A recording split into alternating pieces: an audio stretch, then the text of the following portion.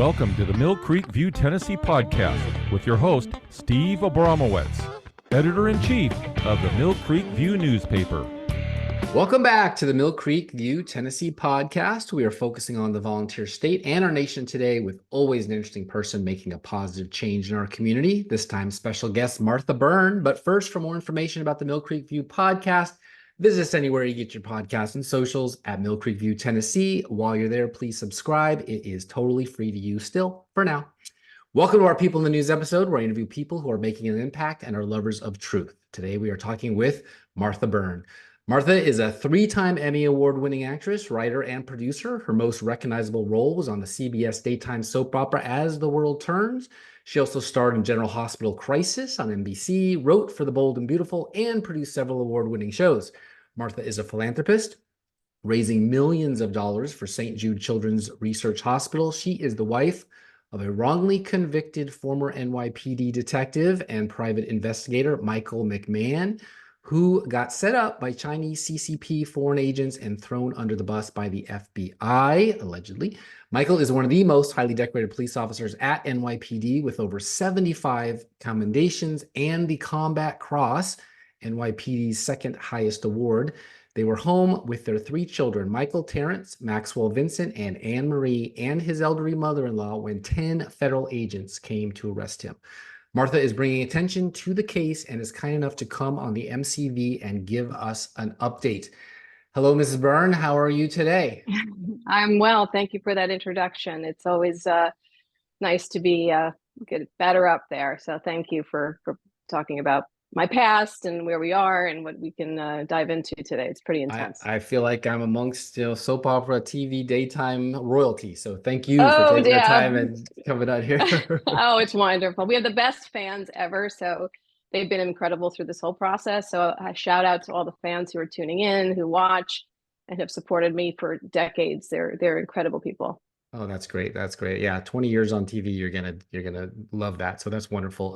Well, before we talk about your career and your current situation, please tell us about St. Jude. Here we are at Christmas time. Yes. What is your involvement? How long you been doing it, and why is it such a great cause? When I was a child actor, my mother loved Danny Thomas, and my mom said, if you're successful, always give back to somebody who's in need.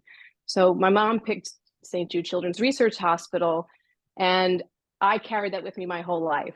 And when I went back to As the World Turns, when I actually got on As the World Turns and went back in '93, I made a vow to St. Jude. I did what Danny Thomas did and said, if you get me back on television, I will raise as much money as possible for the cause. And about a week later, I got a phone call to come back to As the World Turns. I'd been off for a few years, and I immediately started raising money. And I think to date about 15 million, maybe more. Wow. Through events for soap opera fans who are amazing, and just local events. And I am humbled to have been on the advisory board for St. Jude as well, to help come up with ideas to raise money. And Danny Thomas is such an inspiration to me, because he's one man who changed the world, and he changed and saved children's lives. And through his work, I'm inspired by that. So I never want to hear someone say, well, you can't do it. Yes, you can if you really want to. So I've just carried that with me through my entire life. And it's been an honor to be part of the organization. They are the most incredible scientists and positive people. Going to the hospital has been inspiring to me and joyful to meet the children and the doctors and the nurses and the advances. To be a part of that, even in this minuscule way, is an honor. So they literally say that every dollar helps, and you've done 15 million or more of them, so you've helped immensely. So that's great for you. Thank you. God bless you. Thank you. Okay, so 2021 winner grand prize gold award, best script, Anacostia. 29 episodes, 2011, 2021, 10 years, directed 6, writing credits for 10, I think.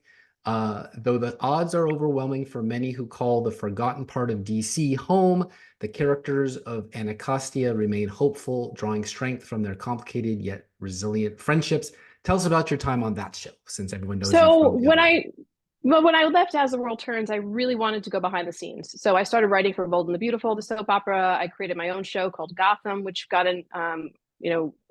which was the first kind of digital soap opera, along with Anacostia, where people were like, what are you doing online doing TV shows? And that really exploded, obviously. And when Anthony Anderson, who created Anacostia, I met him at an event, said, "Would you like to be on my show?" I said, "Sure." And they had no money, they really were just a grassroots organization to create. And I wanted to give back. That's what I do. So I joined the cast and then started writing for the show and then did some directing on the show and then got an Emmy as an actress on the show. So it's just, I love when people are so creative and you can just support them in their careers. I've been so blessed in my life. So to be able to give back like that has been also a pleasure. How can people see that show? Is it on Amazon or Hulu or It's some on other Amazon. It's on YouTube. You can find it everywhere. Anacostia, the series. And it is really such an incredible show about Anacostia, which is right outside of DC, and the struggles that go on there. And I played a pimp. So when I was offered a job, they're like, what do you want to play, the good girl? I said, well, I played the good girl along most of my life. Let me play something kind of fun and like a little darker. And I got an Emmy for it. So I think I was a good choice. I liked it too. But it also, it gives it the truth to what's really happening in that society and how the struggles are real. But we had a lot of fun. And again, I was happy to give back to people who have given so much to me. Big fans, by the way, big soap fans behind that show. So. All right. And everyone knows this, but as the world turns, you were Lily Walsh Schneider for what IMDb said 932 episodes. You say probably much more. From 1985 to 2010. That's amazing. What was life like being a soap opera star, getting married, and having kids all at the same time? It was amazing. It's the best job ever if you want to be a mom and you want to have a normal life, because you know where you're going every day. You know where your paycheck is coming from. You work with amazing people. And when I had my first son, I was off for 6 months. I was written out of the show. They really incorporate family into that medium. And it's a medium like no other. Soap operas are in your living room every single day. So people feel like they know you, they're family. I grew up on that show. I had my first kiss, like real life kiss, on that show when I was 15 and 16, I think it was. So it was family to me. And to have fans that actually remember scenes today that I did in 1985 or 89 or 92 or 93, that is an honor to me also, that I made people feel something for what I did with my work. And as an actress, that's what you want. You want people to feel like you are a real person, right? That's the goal. So I had an incredible run there. And then I'm still contacted by fans every day, as you can see on Twitter and Facebook. They're amazing. It's a wonderful medium, soap operas. It's a loss. It's losing a lot of its viewership, which is a shame because people need them. I met a woman at the diner once and she held my hand and she was crying. And I said, "Why are you crying?" She said, "You got me through cancer. Wow. I every day I looked forward to seeing you on my screen, and it made me feel better just to see you, and you're in that crazy town of Oakdale, right?" So we there's certain levels of different things we did for different people, and it was an honor and a gift to have been a part of that. Yeah, the only time I've ever heard someone say that before was a morning show anchor in Savannah, Georgia, who they always look forward to her, and she loved dogs. But anyway, so how did you and Michael meet? So I met through a friend. It was 1993, yes. And we were going out, decided to move back from California, and we went out with the girls. And she said, "My cousin's coming," and a couple of his, cousins, and he walked in. My husband walked in, and I went, "Who is that?"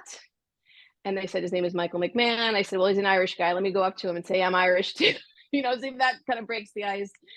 And we never looked back. We were engaged 6 months later, and he was NYPD. He was in the street crime unit at the time at the NYPD. So that was in '93 when the crack wars were going on, gang wars were going on. He was in plain clothes. He was in shootouts all the time. He was always busy. So the street crime unit, just so people who are listening, back in '93, it was put together as the top elite cops in the NYPD to go into areas that were suffering greatly, whether the robbery patterns, rape patterns, burglaries, whatever was going on. These guys, taxi cabs were getting robbed a lot, like livery cabs were getting murdered, drivers. So they would swarm the area with these plainclothes guys and literally clean up New York. And he was every day. He was making arrests and making sure that the streets were safe and taking illegal guns off the street. So that's when we first met him. That's what was going on in his life. Wow. And he was actually in a shooting in Times Square on New Year's Eve, where there was a robbery, like with Uzis. They were robbing a clothing store on New Year's Eve. Okay. It's about 10 p.m. Call comes over the radio. My husband in plain clothes with his partner go to Times Square. There's a shootout through the front window. This is ball's going to start going, and they're exchanging gunfire. And my husband's partner was shot in the leg, and they got the guys. Okay, it's all caught on video. I've seen the video. It's unbelievable to watch. I get a phone call. I'm home, and he says, "I'm going to be on the news tonight." I'm like, "What are you doing?" He goes, "Well, there was a shooting in Times Square, and I'm okay. Everything's fine." And sure enough, there he was on camera, with the ambulance, putting his partner on the ambulance to get him safe. So these are the kind of everyday occurrences that were happening in our young marriage. Unbelievable. I was on television, and I was obviously, high profile person. And in that world, we were going to the Emmys and we were doing all kinds of fun things. And then we had our first son. And then the rest is history. We have 3 beautiful children who are now 25, 21, and 17. And our lives have been blessed beyond measure, I have to say, but very different. Our careers are extremely different, but somehow we worked perfectly together. He's an amazing man. Okay. And the show was filmed in New York. So yeah. So there you are, living your life, well-known celebrity, probably go out to dinner. Everybody says, hello, sign this, decorated officer, and then 10 federal agents. We had a former FBI agent on here, and he told us the FBI's favorite time of day is 6 a.m. Was it 6 a.m.? It was dark outside. The dog started barking, and you hear a banging on your front door. And, my husband always said, if someone's coming to your door at that hour, it's never good, right? It's somebody's dead, usually, something like that. Like this is not good. But you're just kind of foggy, you're not really paying attention. Like, what could this be? And they're banging on the door, and you see the lights out the front of the door. The dog's going crazy. My son is downstairs, I think, but I don't know this yet. And they keep saying Michael McMahon, Michael McMahon. Now, as a mother, to hear that, the first thing I thought was that my son was dead, because I couldn't imagine why the police would be there any other reason other than something with my children. I mean, that's your first instinct. And for about at least a minute, maybe, I don't know how long it was now, I thought my 21-year-old, at the time he was 18, I believe, was dead. And once my husband realized it was the FBI, they came in the house. They were very cordial. They were actually very nice. And I thought it was a joke. I really thought it was a joke. And once they confirmed Mike, it was Michael, they walked with him to his bedroom. I was sitting there talking to the agents. I said, what's going on here? And they said he was involved with a government, something about foreign government. I'm like, what are you talking about? I mean, my husband can't hear this. He has no idea why they're here. They still haven't told him why he's being arrested. They never did, by the way, when they were here. They never told him. They just took him away. But they never went to his office. He offered his computers, his phones, his notes, everything he has in his office, his guns, and they didn't want him. They didn't take them. They never went to his office. Why didn't they just call your lawyer and have him turn himself in? Or was he a flight risk of some kind, or were they afraid that he was a gun nut? Absolutely not. I mean, they never took his guns. They didn't even. We gave our guns over to the local police the next day.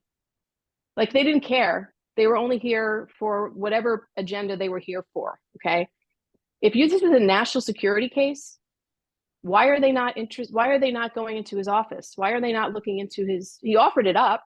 He still has they never took his phone. He still has his phone. There's so many things about this case which are insane, but you have to understand something, that the fact that they didn't call him on the phone, he has worked on federal cases for the government. Okay. He was an approved federal investigator for federal cases. He has worked on at least 10 or 12 federal cases throughout his career. He's done probably 500 cases between his NYPD cases and his private investigative cases. They knew he was not a flight risk. They knew he was not a danger. They were having open conversations in our house, like we were, pretty much very casual. They chose to come here and do that. Now, here's the thing. They have had his phone number since April of 2017. we know that let's go back for a minute, because I think this is important to understand kind of the little bit of the background of my husband. So when he was on the NYPD, he had a severe car accident in 2001. He had a telephone pole 50 miles an hour where he was severely injured, where he had to retire from the NYPD. He became a private investigator. He then became the most sought after private investigator in the tri-state area. I'm not joking about that. Like, he worked on some of the most high profile cases. If I said some of his clients, your mouth would drop. They were so incredibly powerful and famous, and they wanted him, okay? Because he was so good at his job. The fact that this case comes up in 2016, he gets a call, again, very random. This is a routine case from an American company, translation company in Queens. They were looking for a man who had stolen money from a Chinese construction company, but was laundering the money here in the States.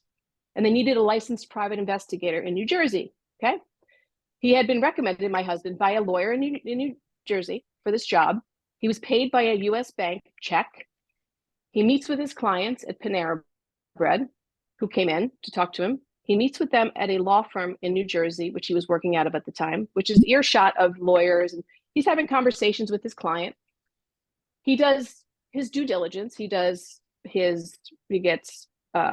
background checks, all public information, anything to do with real estate purchases in California, New Jersey, LLCs, and he's doing his job. Now, here's the thing. This is what the government wants you to believe. Are you ready for this? He gets that phone call from the business in Queens. He meets his client at a Panera Bread, and that person tells him, he recruits my husband and says, I want you to be part of a harassment campaign to repatriate someone to go back to China. You have to bother him. You have to do this. You have to do that. My husband leaves that meeting, has another meeting with them at a law firm where two people at the front desk plus lawyers walking by as close as I am here, and has a conversation with his clients. My husband then picks up the phone, hires two former NYPD detectives to work with him on this case to do surveillance, speaks to two federal agents about the case who he knew, discussed it, notified the local police 5 times every day he was doing surveillance, did reports, he did invoices for cash, he documented everything, okay? April 2017, his last day of surveillance is over, doesn't think about it again, pays out all his money to the people that he owes for their jobs. He walks away with about $6,000, okay? They want you to believe that my husband would sacrifice his business, his family, his career, betray his country for $6,000. If that's not the most absurd thing I've ever heard in my life, I don't know what is.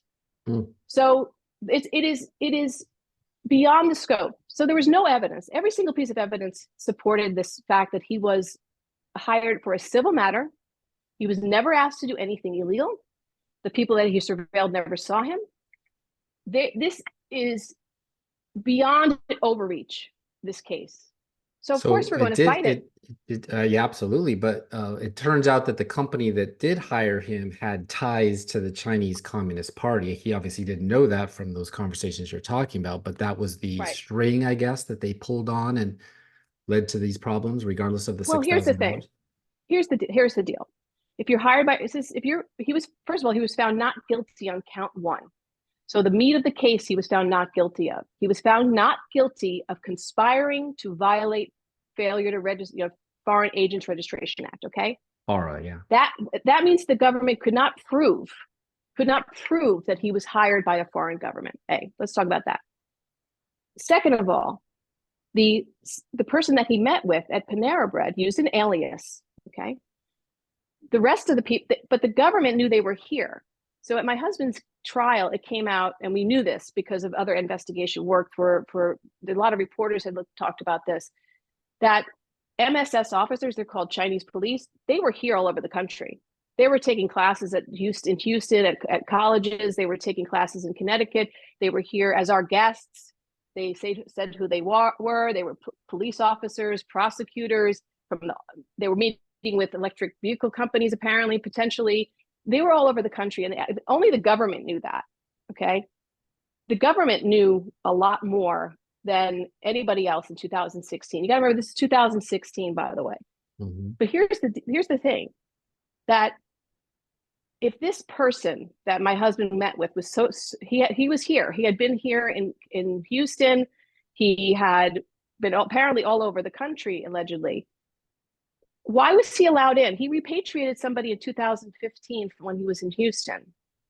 Why was he allowed back in this country and not monitored? Why were any of those people who came here on these visas not monitored? So what happens is, when the head of the FBI says that these people were acting like an organized crime syndicate, and they put my family in danger, the minute that that person landed in this country, and the minute that the FBI knew that these were people who were doing something shady, which, you know, what happened at trial is they showed a video at the airport where the FBI agent just lets him leave. They knew that he had been involved in something potentially shady, and we watched him just let him fly out of the country. And then Well, he came back later and they interviewed him. Martha, doesn't the U.S. government have a legal obligation to notify someone if they are being targeted by a foreign Yes, group? When well, did the U.S. yes, government know that Michael was being targeted, and why wasn't he notified? great question. So I saw Richard Grenell in DC last year, who was the former head director of national intelligence. I saw him in DC, and I told him a very brief summary of the story. And he said, your husband and every single U.S. law enforcement member connected to this case should have been given a defense briefing. He goes, I've done them all the time. He goes, I would do them all the time when I was the head of DNI. I said, well, why wasn't he? And he said, well, someone must have decided not to give him one. Now, I want you to understand something. The FBI spoke to the admitted Chinese agents, the actual criminals, over their 4-year investigation. They never once spoke to any of the U.S. law enforcement connected to this case. 2 federal agents and 3 former NYPD detectives. They never spoke to them over the 4 years, but they spoke to the criminals, and they trusted the criminals. And at our trial, everybody lied. They all lied to the FBI. Do you want to know something? My husband was the only person in this case who told the truth. The only one. The FBI lied on the criminal complaint. They made up a story. On day 1, they started falsifying evidence out of the gate. And I started going, the lies that happened in this trial were shocking. I couldn't believe they were doing it. They were literally making up a story because they had no evidence against my husband. That seems to be what they do. So they come walking in, and Anne Marie is quoted as saying, can you please tell them, the FBI, that they scared me? What about your mom? She was elderly, right? Is it your mother? My mom, and she's in an apartment outside on the property. So thank God they didn't go into her apartment and scare Which they her. normally would do if they were doing a full search to find out something going on. So obviously they just wanted the man, and they didn't really want the evidence. Clearly. We had a guest on named Sarah Maccabee, and her husband was a deputy sheriff here in Williamson County who also got raided at 6 a.m. But her husband, the sheriff of January 6th, was already in jail when they did that. It seems more like they were intimidating her, maybe to stay quiet, than to look for incriminating evidence. Was there an element of that for you, to intimidate you to not go public or stay quiet? Obviously, neither one of you took it, if that was the message, but did they try to say, hey, don't say anything, it'll go worse for you? Let's put it this way. There's a lot of things that after this case is over, which will be horrifying to the public, which has happened in this case, that I am shocked that the press has not followed up on a lot of leads that came right out in the courtroom. I don't understand. Like, how can they not be protecting U.S. citizens? They never told the local police about these repatriations going on. The FBI did not share intel. After 9/11, we learned that it's important for them to share intel with local police, whoever's being targeted to help keep us safe. And they never did that. And I was the one. I went into local police. I spoke to private investigators. I spoke with the New Jersey Private Investigators Association and said, guys, if this can happen to him, he did nothing illegal. He literally committed no crime. Surveillance is not illegal. Arresting a PI for surveillance and background checks is like, I say this, arresting a plumber for changing a pipe. Yeah, I think you're onto it right there, and I want to pursue that line of thinking. So the New York Post wrote this up. that's a local newspaper for you. For everybody else, it's whatever, Rupert Murdoch publication. But they said Michael McMahon was preparing to go back to work as a private investigator this week, certain that a jury in Brooklyn federal court would find him innocent of charges that he was spying for China. The decorated former NYPD sergeant, who has worked as a licensed private investigator in New Jersey for 2 decades, said he was blindsided when they voted to convict him and 2 others Tuesday of stalking a New Jersey couple on behalf of the communist country. What was the jury thinking, and who were the other 2 defendants? 55-year-old Zhao Yong, 66, and Zhang Chongying, 27, were found guilty of stalking and a related conspiracy charge. I feel betrayed by the Department of Justice, Michael said. Were they politically targeted him or running cover for some competing Chinese company they liked maybe versus the one he worked for? Something like that? No, I think that, so just to be clear, the other defendant, there was 18 months after my husband finished his work on this case and just walked away, done. Nothing was done again. 18 months later, someone put a threatening note on the door of this gentleman. Meanwhile, their addresses were public information. Nothing my husband provided was not public. The guy had been served even on a civil lawsuit at his residence in 2018. So everybody knew it was very easy to get this address. But do you know that they charged my husband with that? They charged my husband with something that happened 18 months later on that property. I mean, this is insane. They're piling on, yeah. Well, here's the thing, after thinking about this for 3 years, everybody says, why him? Why your husband, right? So in the Southern District of New York, this case is in the Eastern District, in the Southern District of New York, the same exact time frames, 2016 to 21, I believe, there was also another fox hunt case going on at the same exact time, where private investigators were knocking on people's doors. They had 12 Chinese names of people on the wanted list to go locate, took their pictures. They really did a lot more than anything my husband did. Okay. They were never charged. Okay. They were never charged. Those PIs were never charged. My husband was the only one charged at the time. He's the only American. He's the only US citizen. I hate to say that they made him the poster child for this, and it's wrong. You don't destroy a man's life. Oh shoot! You're still there. Okay. You don't see anything popping up on my phone, do you? No. Yeah, okay. So let me. I don't want to run out of time with you. There's so much to this, but the post said scapegoat in the DOJ's historic first case to combat Operation Fox Hunt, the Chinese Communist Party anti-corruption campaign that targets Chinese nationals abroad, as well as dissidents who speak out against the party. That's who this would be. It targeted former government. No, sorry, but no, he was not a dissident. Well, no, but he wasn't a dissident. I think that's very important because they did something last week in DC where they put my husband's picture up at the China Commission, I guess, saying that this man who he was following was not a dissident. He was a wanted criminal. He had defrauded. He had lied on his visa application.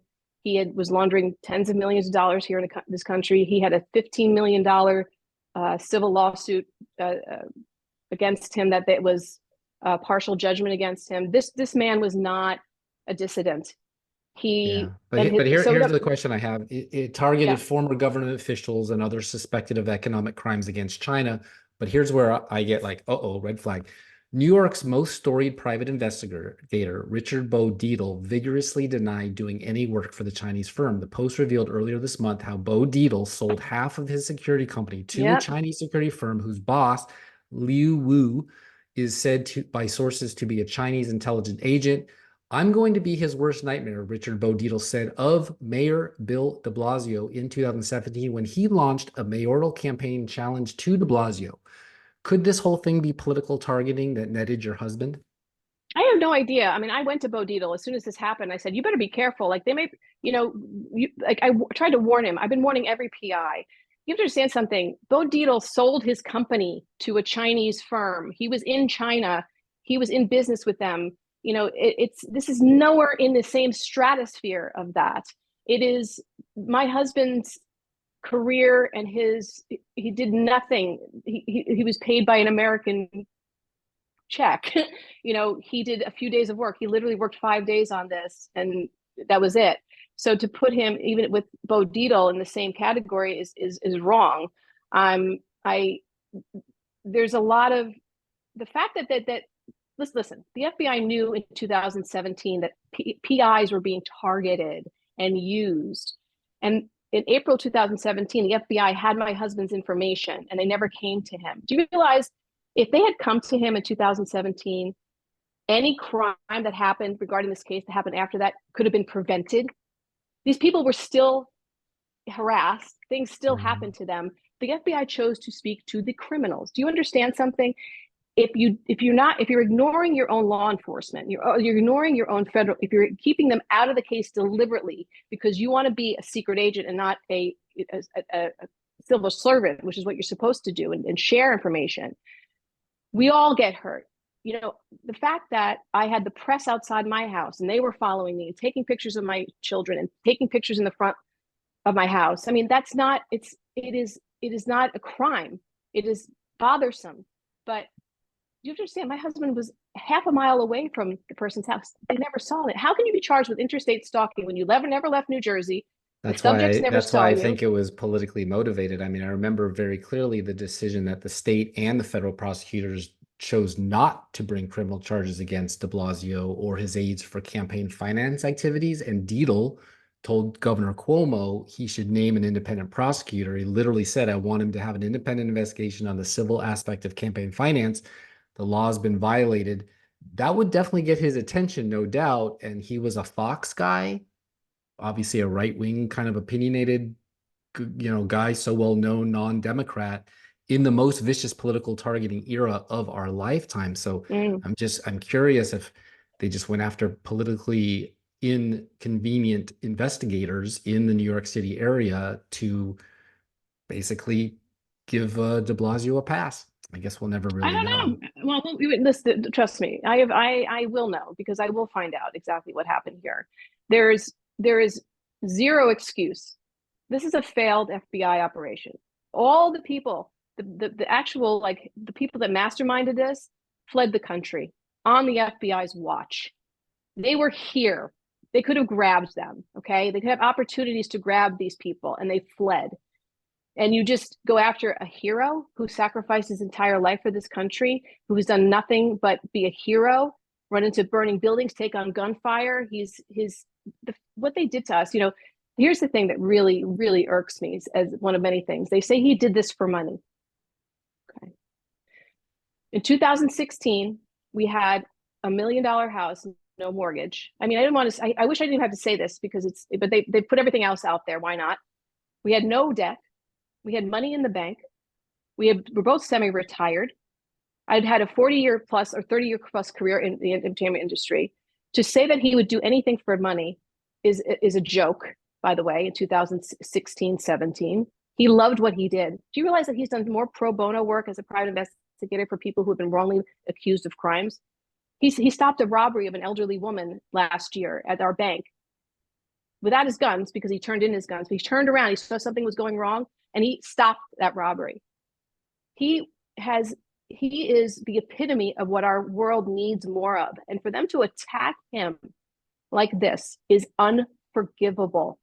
Yeah. To sit in a courtroom and hear them lie every single day and smear him made me sick to my stomach.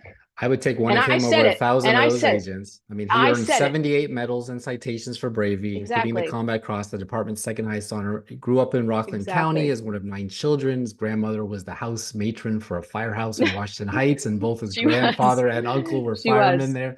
He always wanted to be a cop, sitting in an entrance exam at 16. His older brother, Brian, is also a retired NYPD detective. A younger brother, Steven, is currently working for they make movies about guys like this, not the bureaucrats who are So unfortunately, we're out of time here, but you said we are fighting to the end. That's what you said. Absolutely. So what's next? What's next for you two?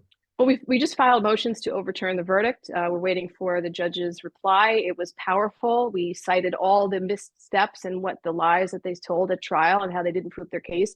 On day one, they said they were going to prove all these things about my husband being an unlawful person, promised the judge they were going to bring witnesses to do that. They never did. We were not allowed to show his interrogation video, which exonerated him. We were not allowed to talk about a civil lawsuit. We weren't even allowed to talk about his career at this trial. If you're being accused of being an enemy of this country, you should be able to show anything anything that shows that you would never do that. And we weren't able to do that. So we're waiting on the judge's response. She was there. She saw that. She saw the jurors were sleeping a lot of the time. There was CCP propaganda was put on the door of one of the jurors during our deliberations on day 2. There's a lot about this case that has a lot of problems, but I trust that the judge will make this right. So we're waiting for that. And if you want to hear and help us at all, it's the Pipe Hitter Foundation.org, pipehitterfoundation.org, who we support. Michael McMahon, more about his story there. And we're so grateful that you're to be on shows like this to get the truth out, because they have to stop using my husband and my family as a poster child for their own political agendas. This is disgusting. And he's a hero who did nothing wrong. It's a shame. It's a disgrace, and it should never have happened. And we will help other people in the future if they ever are faced with this, because nobody should ever have to deal with this. And then what they've done to my children and how they traumatize them, I don't know how they sleep at night. And I swear to you, I don't know if any of them have children, because that is unforgivable. What they've done to my children, who are now incredible and so strong, is as a mother, I will never forgive them for that. And they need to be held accountable if they lied to get there. If they lied their way to get there, and they lied on criminal complaints, and they lied maybe to the grand jury, we don't know. What did they tell the grand jury? If they're lying on public documents, if they're lying on documents that you and I can see, what's happening behind closed doors? Maybe someday we'll find out. Yeah, and what they didn't say in that trial was that Zhu was a former official in Wuhan who had fled China amid allegations of corruption. Wuhan, as in coronavirus 19, Wuhan lab, China. He was a member of the CCP. He was a member of the CCP. So here's what's the irony, is that he had been a member of the CCP in China, and now they're saying that the CCP is harassing him. You know, it's like they have to pick a side. Our government has to pick a side. You're throwing a parade for Xi Jinping in San Francisco, and people are getting beaten up on the streets for protesting him, and we're not doing anything to help those people who are trying to do the right thing. Or is he the guy running Foxconn operations and repatriations? Like, we have to decide if we want anything to change in this country. The government should be speaking to the PIs who have been used, start educating local law enforcement of how to look for a sign. First of all, tell the local communities you may have somebody wanted in your town, or at least monitor it. You know, if the FBI had just gone to the local law enforcement and said, by the way, if anything happens on X street, Y street, Z street, call us.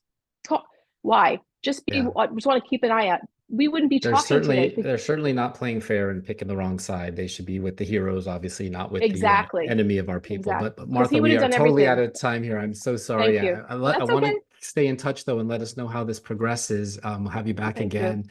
Did you tell everyone what your Twitter handle was? Martha Byrne 10, which is the 10, and then Martha Byrne on Facebook, just my professional page. I put lots of updates there and lots of pictures, and if I can get my husband tonight, I might have him come on and go live with me tonight to see. I'm gonna try. Awesome. I'm gonna try, but thank you. Well, thanks again for coming on with us. Good luck. Thank you so much. Thank you. God bless and Merry Christmas. Merry Christmas and God bless to you too. It's going to be a great 2024. Okay.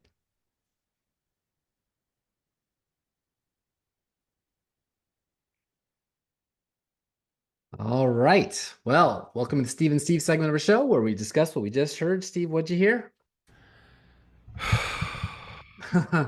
God help us. We've got such corruption all around, Steve, all around. Yeah, that's a particularly egregious one, because the evidence is so overwhelmingly against, and you can just sort of see the amateurness of it. And, the process is the punishment. And so they're dragging him through the mud, dragging the family through the mud, and bankrupting him. And she's had this wonderful career. It shouldn't be this way. But that was the story, and I hope you all enjoyed it. But I wanted to talk about something a little special, because it's Christmas time, and I think I can get it all in before the end of the show. But how a Charlie Brown Christmas came to be and almost didn't.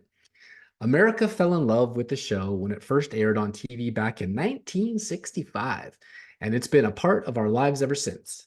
But the story of how Charles Schulz, A Charlie Brown Christmas, came to be is in itself an American classic. So is the story of how it almost didn't come to be. But first things first, The 30-minute Christmas special wasn't birthed by the creative urge. It was commissioned by a commercial sponsor looking to turn the nation's most beloved newspaper cartoon into an animated TV special. We got a call from Coca-Cola, Lee Mendelson, who produced the special, recalled, and they said, "Have you and Mr. Schultz ever considered doing a Charlie Brown show?" And I lied and said, "Absolutely, we've been thinking about it." And this was on a Thursday, and they said, "We have to make a decision on Monday. Can you send us an outline of the show?" So I call Mr. Schultz and I tell him, "I have good news and bad news. The good news is I think I just sold a Charlie Brown Christmas. The bad news is we have to write it tomorrow," Mendelson said. As somebody who produces 3 shows a week, that's stress. The creative got to work.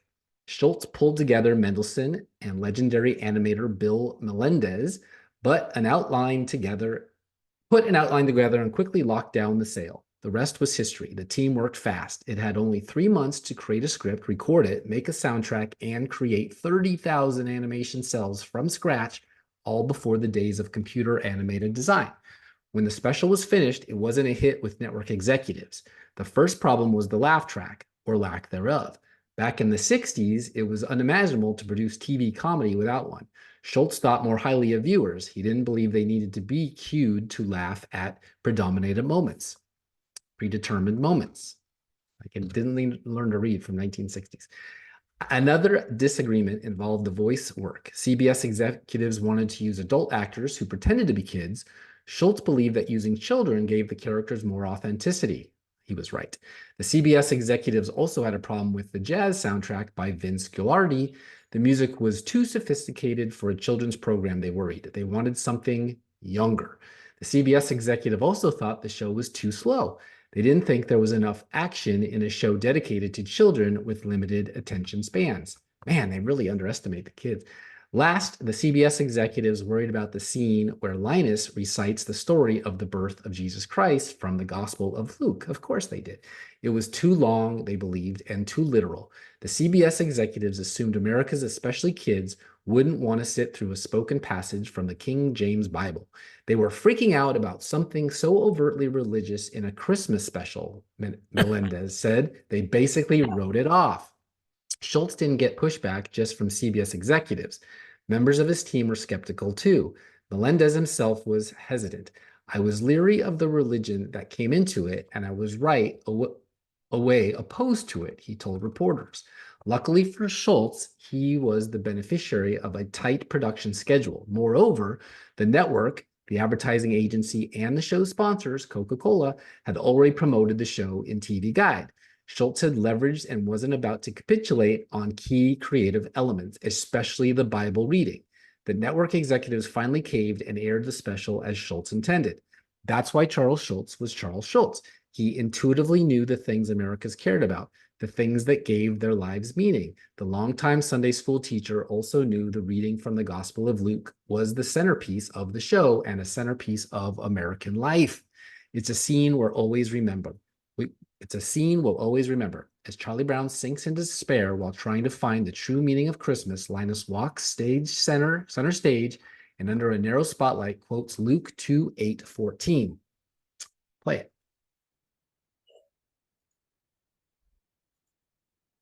All about. Isn't there anyone who knows what Christmas is all about? Sure, Charlie Brown. I can tell you what Christmas is all about.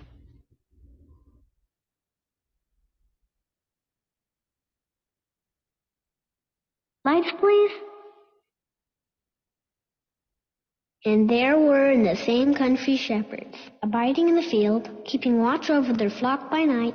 And lo, the angel of the Lord came upon them. And the glory of the Lord shone round about them. And they were sore afraid. And the angel said unto them, Fear not. For behold, I bring you tidings of great joy, which shall be to all people. For unto you is born this day in the city of David a Savior, which is Christ the Lord.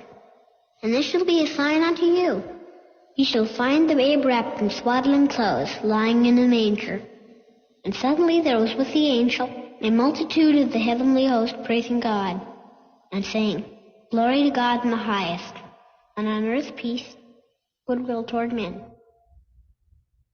After Linus finishes, he walks across the stage and says, And that's what Christmas is all about, Charlie Brown. The reading lasted less than a minute. And with those words from the Bible, Charlie Brown realized he didn't have to let commercialism ruin his Christmas. He picked up his fragile tree and walked out of the auditorium renewed. Linus had saved the day. CBS executives were certain the show would be a ratings disaster. Programmers were equally grim, informing the production team, "We will, of course, air it next week, but I'm afraid we won't be ordering more." On December 9th, 1965, the half-hour special aired, preempting the Munsters and following Gilligan's Island. To the surprise of the executives in New York, 50% of American television sets were tuned in. The cartoon was a critical and commercial hit, winning Emmy and Peabody Awards.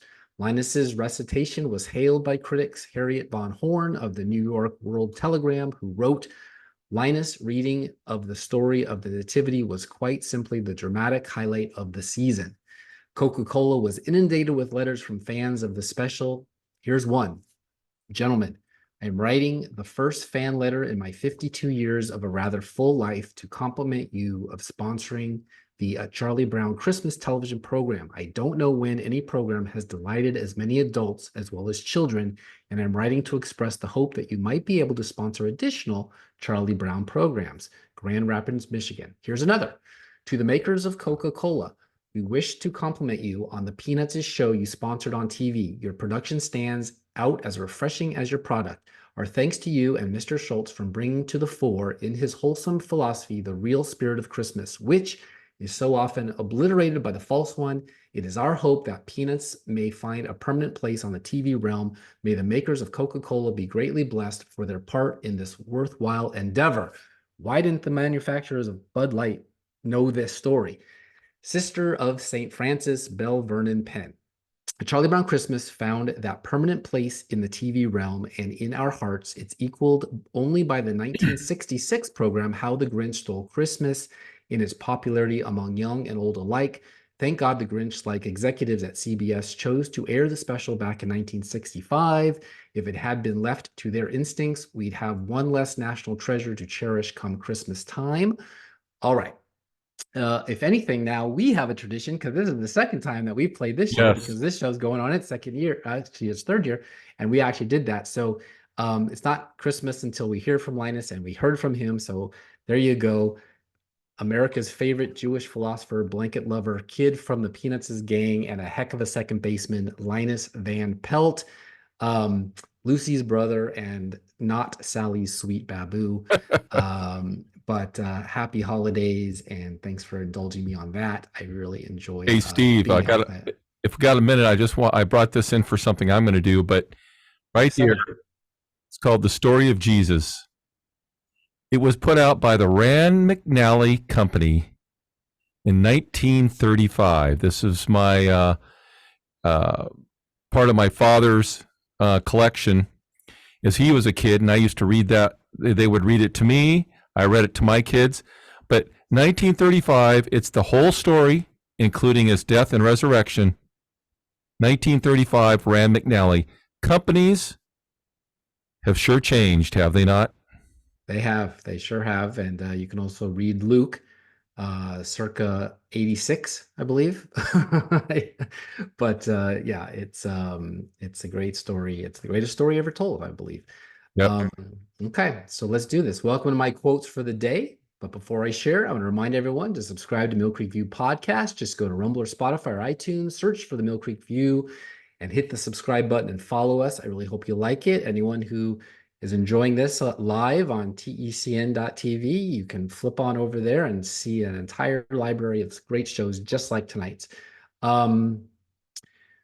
Working on NYPD Blue and 24, those two series, I did full runs on those. It's great work, but everything has to align. The producers have to want it. The network has to want it. There has to be great writing, and it's not as easy as it may appear to the outsiders to make all those things align. Ricky Schroeder, or Rick, for those who've known him a long time. I'd always thought the NYPD Blue really would open those doors. While I think it created a much broader template for cable, I don't think it really did that much for network television. Stephen Bacco. I would like to find, or I would like a part to come to me that is like that part that Dennis Franz was fortunate to be able to play on NYPD Blue, a sort of similar looking actor to me, a generic, bald white guy who you would often think of as playing the authority figure, but he was the disgruntled middleman. That would be a fun character. J.K. Simmons, you may know him from Spider-Man. Even though shows like NYPD Blue are soaps, in my opinion, but they're individualized to an extent that you can still follow what's going on if you miss a week. William Devaney. NYPD Blue wasn't the first show to depict nudity, but it was the first to sexualize it. Other network TV shows in the 90s that involved a degree of nudity typically revolved around medical shows or procedurals that depicted homicide victims in a state of undress. NYPD Blue pushed boundaries with its realistic portrayal of police life and inclusion of explicit scenes, shocking viewers in 1993. The show attracted controversy and criticism for its nudity, but ultimately received critical acclaim and built a strong fan base. While the nudity didn't define the show's success, it left a lasting impact on network programming and the police procedural genre. Seasons, there were 12 of them. Why did you ask what I put this in here? You know by now my love for all things firsts. That would be that. That's it for this episode. Thank you, Martha Byrne, for reminding us we still have heroes in this country willing to tell the truth at all costs. We just don't taxpayer fund them. Until next time, this is your host, Steve Abramowitz, editor-in-chief of mcview.us. Peace in our time and G2G. Steve, do we have a takeout song?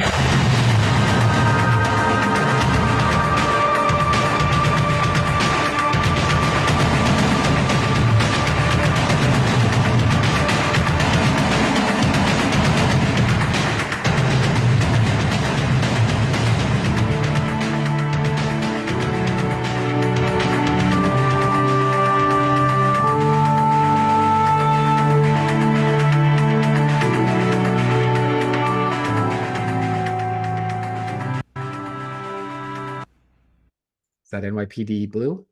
Yes, it is. Any views or opinions represented on the podcast are personal and belong solely to the creator and do not represent those of people, institutions, or organizations that the creator may or may not be associated with in a professional or personal capacity unless explicitly stated.